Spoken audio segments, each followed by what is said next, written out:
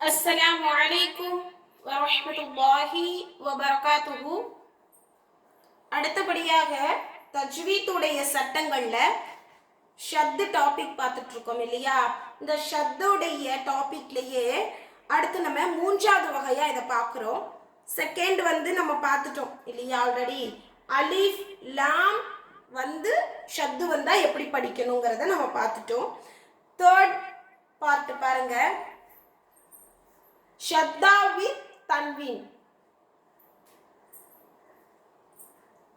பாருங்க,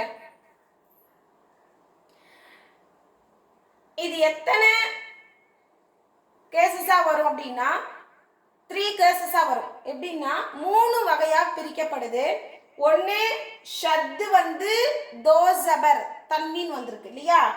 அடுத்து ஷத்து தோ பேஷ், ஷத்து தோசேர்.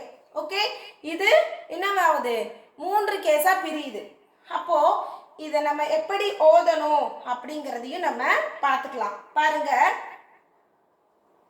எக்ஸ்பிளைன். இங்க பாருங்க, சிர்ரன் அப்படின்னு கொடுத்துருக்காங்க. என்ன கொடுத்துருக்காங்க? சிர்ரன். இந்த ராவுக்கு தான் தோசபரும் ஷத்தும் வந்திருக்கு. இங்க கொடுத்துருக்காங்களேன்னு யோசிக்க வேண்டாம். சிர்ரன். இப்போ நமக்கு வெறும் தன்வீன் மட்டும் இருக்குன்னு வச்சுக்கலாம். அப்ப எப்படி ஓதுவோம்? சிரன் அப்படின்னு சொல்லுவோம் இல்லையா? என்ன சொல்லுவோம்? சிரன். இப்போ ஷத்து வந்ததால முன்னாடி உள்ள எழுத்தோட சேர்த்து அழுத்தி நூனை வெளிப்படுத்தி ஓத வேண்டும். எக்ஸ்ட்ரா என்ன சொல்றோம்? நூனை வெளிப்படுத்தி ஓத வேண்டும். ஆல்ரெடி நம்ம படிச்சிருக்கோம், தன்வீன் வந்தாலே நூனை வெளிப்படுத்தி ஓதணும் அப்படிங்கிறது பேசிக்ஸ். ஓகேவா? இன்னும் நம்ம குர்ஆன் போகும் பொழுது அது எந்த இடத்துல நூனா பிரியும், எந்த இடத்துல அந்த நூன் குன்னா செஞ்சு அழுத்தி ஓதணும் அப்படிங்கிறதெல்லாம் அப்புறமா தான் பிரியும் ஒவ்வொன்றா. ஆனா பேசிக்ஸ் என்னன்னா, தன்வீன்னா நூனை வெளிப்படுத்தி ஓத வேண்டும். ஓகே, இப்போ நம்ம அதை மட்டும்தான் நம்ம ஃபோக்கஸ் பண்ணணும். கவனிச்சுக்கோங்க. சிர்ரன் வருது இல்லையா? இப்போ இத அழுத்தி சொல்றோம் ராவை. சிர்ரன். அதுக்கு எக்ஸாம்பிள் பாருங்க, எப்படி நம்ம அதை உச்சரிக்கிறோமோ அதை ஒரு வாக்கியமா எழுதி காமிச்சிருக்காங்க. சிர் ரன், சிர்ரன் அப்படின்னு கொடுத்துருக்காங்க. ஓகேவா? நம்ம எழுத்து கூட்டும் பொழுது ஆக்சுவலி இப்படிதான் சொல்லணும். சிர் ரன், சிர்ரன். அடுத்து சிர்ருன், சிர்ரின். இது பயிற்சி பாடம். ஓகேவா? அடுத்து பாருங்க,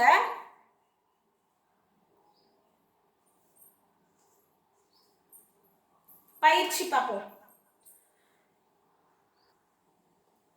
இந்த பயிற்சியில இன்னும் நல்லா ஈஸியா புரிஞ்சிரும்.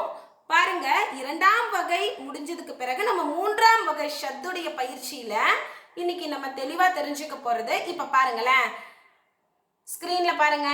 மர் ஜுவ் one, மர்ஜுவன், மர்ஜுவன். the last alif is silent. லாஸ்ட்ல என்ன செய்யுது இந்த அலிஃப்? அப்படியே நம்ம அதை சேர்க்கவே இல்லை இல்லையா? சேர்க்கல, அழுத்தல, நீட்டல.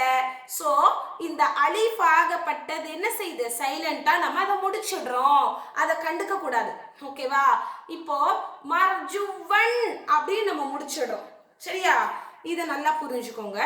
அடுத்து பாருங்க, சிர்ரு, சிர்ருன், ஹல்லி, ஹல்லின், லில்லின். பாருங்க, ஸ்கிரீன் பாருங்க, தெரியுதா? பாருங்க, லில்லுன். அடுத்து 2வது வரியில நம்ம இன்னைக்கு இதுல சட்டமும் பாத்திர போறோம், எழுத்து கூட்டியும் படிக்க போறோம். ஓகேவா? பாருங்க, நல்லா கவனிங்க. ஃபர்ஸ்ட் நம்ம எழுத்து கூட்டி படிக்கலாம். தன்வீன் வந்திருக்க பட்சத்துல அதை நம்ம எப்படி உச்சரிச்சு சொல்லணும் அப்படின்னு. ரா பா ஜபர் ரபே, பாதோ பேஷ் புன், ரப்புன். ஹாயா ஜபர் ஹை, பேஷ் யுன் ஹையுன். அடுத்து பாருங்க, ஃபா ஜீம் ஜபர் ஃபஜ், ஜீம் தோ ஜெர் ஜின் ஃபஜ்ஜின். ஜீம் வாவ் ஜபர் ஜவ், வாவ் தோ ஜெர் வின் ஜவ்வின்.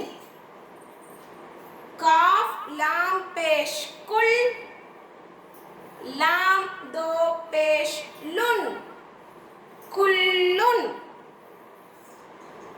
बा रा जबर बर, रा दो पेश रुन बर्रुन. இந்த இடத்துல வந்து இந்த ராவை வல்லினமா ப்ரொனவுன்ஸ் பண்ணணும். பர்ருன் அந்த அந்த சவுண்ட் என்ன செய்யக்கூடாது, வரக்கூடாது, லேசா சொல்லணும். பர்ருன் பர்ருன். அடுத்து கைன் மீம் ஜபர் கம், மீம் தோ ஜேர் மின் கம்மின். இப்போ பாருங்க, இதுக்கு நம்ம இப்போ சட்டம் எப்படி சொல்லணும், தன்வீன் பெற்று நமக்கு ஷத்தா வந்துச்சுன்னா அதுக்கு எப்படி சட்டம் சொல்லணும் அப்படிங்கிறத பாருங்க. ரப்புன்னு இருக்கா, இதுக்கு சட்டம் பாருங்க. ராவுக்கு மேல ஜபர் கொடுத்துருக்காங்க. இது ஹரக்கத் சட்டம். நீட்டியோ தெளிவில்லாமல் ஓதக்கூடாது.